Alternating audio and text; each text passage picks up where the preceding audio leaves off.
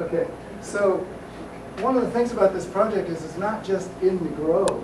And there's a lot of questions about, does this really help business? There's been no discussion of the downside of this project to any businesses. None at all. Caltrans hasn't raised any consequences, and as Kerul pointed out, no alternatives either, other transportation things. So this is what Caltrans sort of has done. They've narrowed this project to this little red dot here. That's Richardson Grove. I just made this bigger so you can see it. Let's look and see what the project is really about, because this is what the county really needs to consider. I'll roll that up.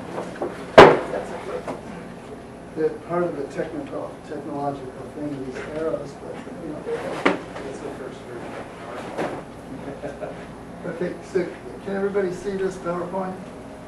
This is what's really happening here. This is one part of a major transformation of this region. Yes. Okay, of this whole region. Caltrans doesn't want to talk about this. They hardly mention it in their EIR, which is astonishing. Here's what's going on. San Francisco Bay Area right here, okay? So down here, and here's Roseburg.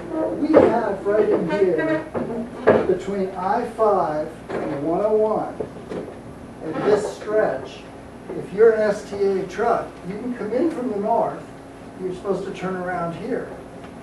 So if you're going to Home Depot or Walmart, which is lobbying like crazy for this, to Crescent City, you can't continue down to the Home Depot at Marina Center or down to Ukiah or Santa Rosa. You can't keep going. Same way coming up here. If you do it legally, here's what you have to do.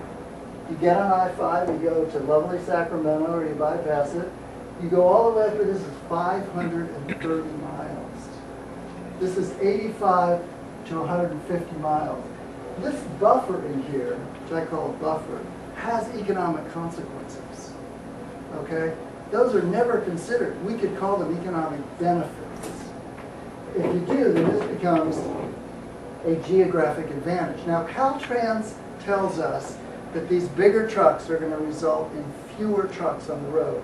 Does anybody in this room believe that? Because if you do, you would be unique, because it has never happened anywhere where STA access has been allowed. You always get a disproportionate increase in the STAA trucks over all other vehicles. Disproportionate increase.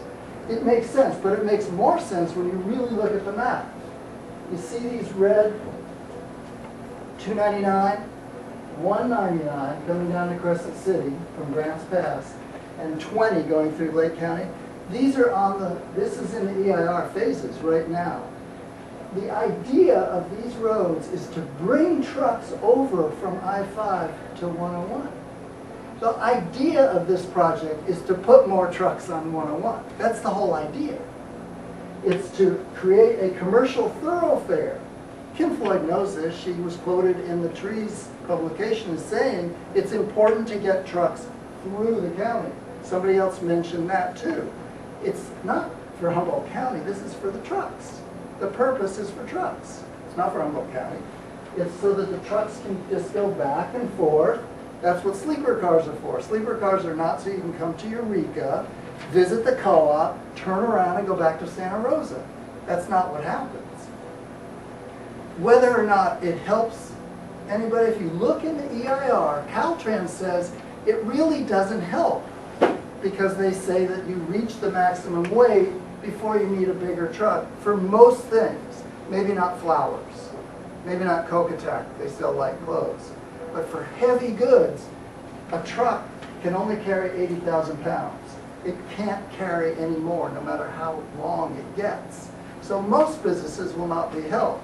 Caltrans had to say that in their EIR in part because they did not want to discuss the consequences of what happens to our county when we get these trucks. Pollution, congestion, growth induction. That's a really big one. They didn't discuss any of these things. Noise pollution, air pollution, highway maintenance costs, none of these are considered by Caltrans or the county. which waged a propaganda campaign funded by the Headwaters Fund. Completely one-sided, no consequences, no alternatives. There are many good alternatives to moving goods in this county that would be wonderful for the county. This is not one of them. These trucks get 5 miles to the gallon. They're a bad idea with climate change. They're a bad idea with road maintenance. They don't help. It's a terrible project. And that's just the stuff outside of the grove. There's a lot to be said about within that grove. For example, marble murrelets. They're extinct south of this grove. They're going to do their surveys after the project for 2 years, not before, but after. And what they say, what Fish and Game says is, well, the grove is a little far from the ocean, it's a little hard for the birds to get there. The fact is, when you're going extinct because of habitat loss, you actually might learn to adapt. You might look for recruitable habitat. There is no justification for disturbing this grove, which is in fine balance, based on that kind of logic. You take every precaution. You don't rush into it. And Caltrans really ought to have an open public comment period. It's a chicken way to go. All right,